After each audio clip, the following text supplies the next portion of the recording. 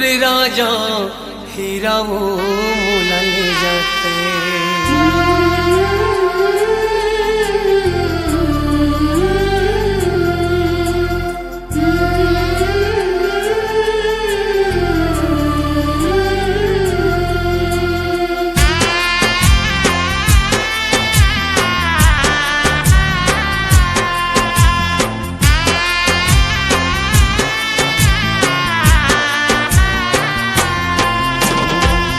करनी के मैं फल पाऊं कुनिला अब दोष लगाऊं।